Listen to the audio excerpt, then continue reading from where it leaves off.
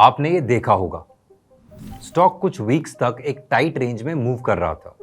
Resistance level था जहां price बार बार पलटती थी। फिर एक दिन वो रेजिस्टेंस ब्रेक हो गया।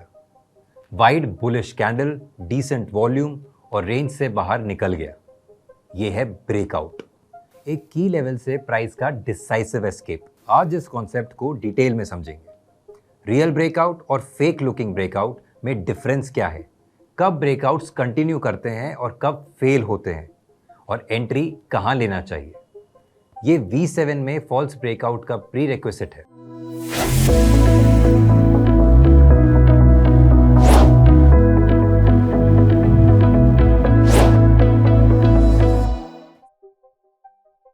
पहले क्लीन डेफिनेशन। ब्रेकआउट तब होता है जब प्राइस एक सिग्निफिकेंट की लेवल को डिसाइसिवली क्रॉस करती है और उस लेवल से आगे कंटिन्यू करती है। नोटिस डिसाइसिवली और सिग्निफिकेंट वर्ड्स। रियल ब्रेकआउट के 3 एलिमेंट्स हैं।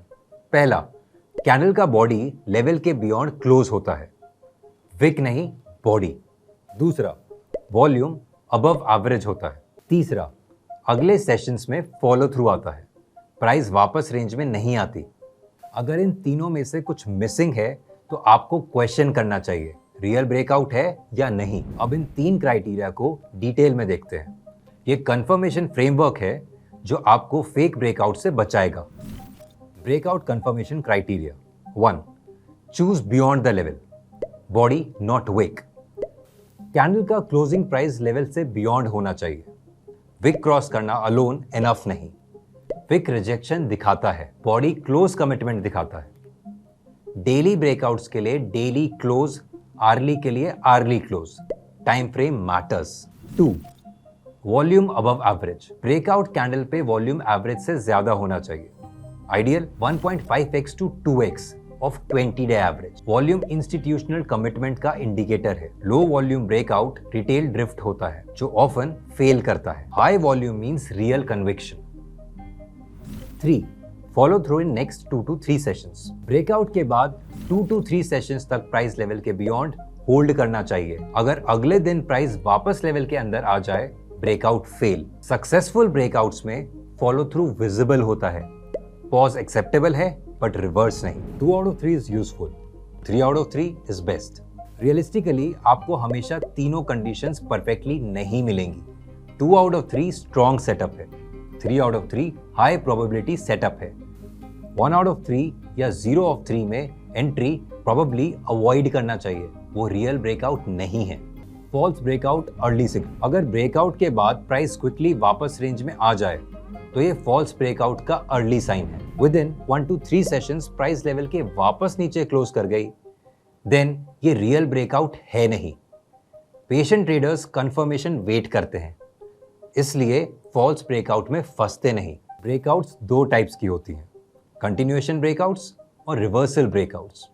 दोनों वैलिड हैं लेकिन डिफरेंट कॉन्टेक्स्ट्स में फॉर्म होते हैं और डिफरेंट इम्प्लीकेशंस रखते हैं। कंटिन्यूएशन ब्रेकआउट, स्टॉक पहले से अपट्रेंड में था, एक कंसोलिडेशन पीरियड आया और फिर वही अपट्रेंड की डायरेक्शन में ब्रेक हुआ।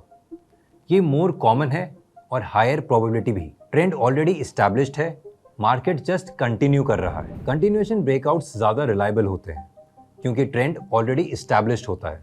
Reversal breakout, stop up trend में था, रेंज बना और ब्रेक नीचे की तरफ हुआ, ये ट्रेंड रिवर्सल इंडिकेट कर रहा है। Reversal breakouts higher reward potential रखते हैं लेकिन हायर रिस्क भी, क्योंकि आप ट्रेंड के अगेंस्ट जा रहे हो। एक बहुत इंपॉर्टेंट फिनोमिनन, सक्सेसफुल ब्रेकआउट्स के बाद बहुत बार प्राइस वापस उस लेवल को टेस्ट करने आती है। ये फिनोमिनन को रीटेस्ट कहते हैं और ये एक्चुअली बुलिश सिग्नल है। रीटेस्ट मैकेनिज्म समझिए। पहले रेजिस्टेंस लेवल पे प्राइस पलटती थी, फिर ब्रेकआउट हुआ, प्राइस ऊपर गई। कुछ सेशंस के बाद प्राइस वापस उस लेवल को टेस्ट करती है, लेकिन अब वो लेवल रेजिस्टेंस नहीं है, सपोर्ट है। पोलैरिटी फ्लिप हो गई। V8 में हम इस कॉन्सेप्ट को डिटेल में कवर करेंगे। फिलहाल ये समझ लीजिए, रीटेस्ट सक्सेसफुल ब्रेकआउट का कंफर्मेशन है और रीटेस्ट के बाद continuation low risk entry opportunity provide करता है, स्टॉप लॉस लेवल के जस्ट नीचे। Target original measured move. Retest does not always happen. Strong breakouts में प्राइस वापस टेस्ट करने नहीं आती, अग्रेसिव मोमेंटम कंटिन्यू करता है। लेकिन जब रीटेस्ट आता है और लेवल होल्ड करता है वो एक्सट्रीमली हाई प्रोबेबिलिटी एंट्री है। Don't wait for retest if breakout is explosive, do wait if breakout looks measured. Breakout के बाद टारगेट कैसे एस्टिमेट करें? मेजर्ड मूव कॉन्सेप्ट यूज कर सकते हैं। ये एक प्रैक्टिकल गाइडलाइन है, गारंटी नहीं। कॉन्सेप्ट सिंपल है, रेंज की हाइट मेजर करें, वो रेंज का टॉप माइनस बॉटम है। एक बार ब्रेकआउट हुआ, उस हाइट को ब्रेकआउट पॉइंट से प्रोजेक्ट करें सेम डायरेक्शन में। ये आपका फर्स्ट लाइकली टारगेट है। लॉजिक ये है, जिस अमाउंट ऑफ एनर्जी ने रेंज बनाई, similar amount of energy break के बाद रिलीज होती है। ये स्टैटिस्टिकल फ्रीक्वेंसी है, एग्जैक्ट रूल नहीं। Use it as a guideline, not a guarantee. Breakout पे एंट्री कब लें? 3 वैलिड स्ट्रैटेजीज हैं, हर एक अपने रिस्क रिवॉर्ड प्रोफाइल के साथ। Strategy: aggressive breakout candle. Entry: breakout candle के क्लोज पे। Pros: earliest entry, full move capture. Cons: highest fake breakout risk. Conservative confirmation: entry: next session का close beyond level. Pros: filter most fake breakouts. Cons: miss some early moves. Patient retest. Entry: old level का retest hold करने पे। Pros: lowest risk, tightest stop loss. Cons: sometimes retest आता ही नहीं। Choosing your strategy: beginners के लिए conservative best है, fake breakout से बचाएगा। Patient strategy mostly experience traders use करते हैं, जो स्ट्रॉन्ग ब्रेकआउट्स को स्किप करने में कंफर्टेबल है। 5 कॉन्टेक्सचुअल फैक्टर्स हैं जो ब्रेकआउट की रिलायबिलिटी सिग्निफिकेंटली इंक्रीज करते हैं। इन्हें चेकलिस्ट की तरह यूज करें। पहला, लॉन्ग कंसोलिडेशन। 4 वीक्स या ज्यादा की रेंज जितनी लंबी, ब्रेकआउट की एनर्जी उतनी एक्यूमुलेटेड। दूसरा, higher time frame alignment. Daily breakout weekly trend की डायरेक्शन में हो, प्रोबेबिलिटी सिग्निफिकेंटली इंक्रीज। तीसरा, वॉल्यूम एक्सपेंशन। 1.5 से 2 times average volume, ideally 2x या ज्यादा। चौथा, वाइड बॉडीड ब्रेकआउट कैंडल। एक वाइड कैंडल इंस्टीट्यूशनल कमिटमेंट दिखाती है। पांचवा, no major resistance near by.